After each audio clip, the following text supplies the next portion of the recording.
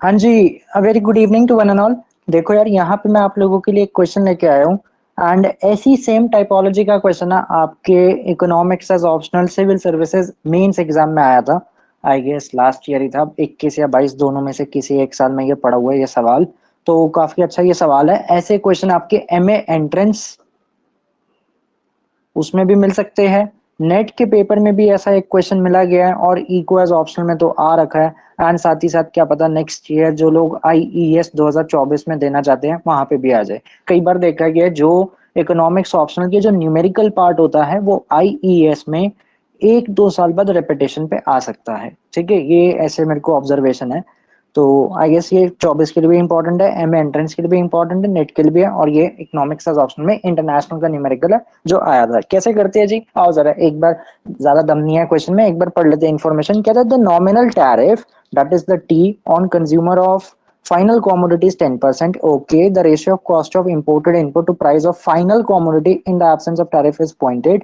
Nominal tariff rate on imported input is the 20%. This is 2 is 20%. Find the rate of effective protection, कैसे निकालूंगा मैं इसको? मैं एक शॉर्ट फॉर्म दे दूं, ERP, effective rate of protection. कैसे आएगा? इट इज, एक फॉर्मूला होता है इसका, वो मैं लिख देता हूँ पहले साथ ही साथ, फिर मैं आपको समझा भी दूंगा। माइनस ए इंटू एन आई अपॉन 1 - ए। अब सवाल आता है यहाँ पे ए क्या है, एन आई क्या है, साथ ही साथ एन एफ क्या है। देखो जी, ए का मतलब क्या है? ए का मतलब है that is ratio of imported input to the final good value। Final good value, सारी इंफॉर्मेशन ना आपको एग्जामिनर ने दे रखी है, बस ये है कि हमें फॉर्मूला अगर पता हो तो हम ये सवाल आसानी से कर लेते हैं, ज्यादा टाइम भी नहीं लगेगा। एंड एनएफ का मतलब यहाँ पे क्या है? It is nominal tariff, nominal tariff rate on final good. Final good पे कितने का टैरिफ रेट है उसकी बात है। एनआई का मतलब क्या है? इट इज, पहले तो देखो ए डॉट एन आई, ऐसा लगता है ए एन आई की बात है, एशियन न्यूज इंटरनेशनल, सीधा उसी की याद आती है मेरे को ए एन आई पढ़ के। तो nominal tariff on imported input. So ये सारे इसके फुल फॉर्म्स मैंने यहाँ पे लिख दिया आपके लिए। आपका काम क्या है, हर एक चीज देखो पेपर वाले ने दे रखी है। नॉमिनल टैरिफ रेट कितना है? That is 10%। तो दैट इज 10%। ए कितना है? ए का मतलब है आपका that is the ratio of imported input to final good. वो कितनी है ratio of imported input to the final good? That is 0.8। तो ए का मतलब 0.8।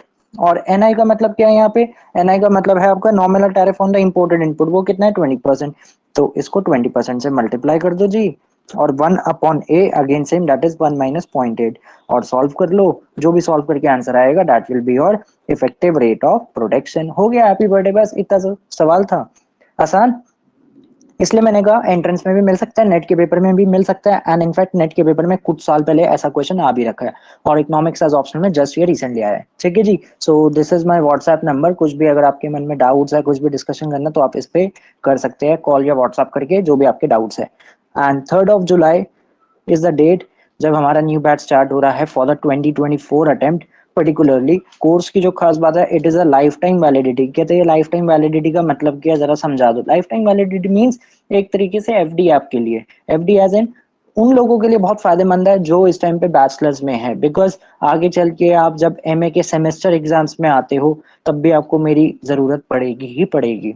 ना पड़े वो अलग बात है, बट आपको कुछ ना कुछ हेल्प मेरी पड़ जाती है, क्योंकि जो सेम एग्जाम में आपको देना, तो वहां भी मेरी वीडियोस कहीं ना कहीं आपके काम आएगी, या मेरे नोट्स या कुछ ना कुछ आपको हेल्प आउट करेगा किसी न किसी वे में। प्लस उसके बाद एमए के बाद अगर आपको आईएएस देना है, आरबीआई देना है, या आपको नेट इको का पेपर देना है, तो वहां भी आपको ये हेल्प करेगा, या इकोनॉमिक्स एज ऑप्शनल अगर किसी ने लेना है। सो this is the meaning of the life time validity.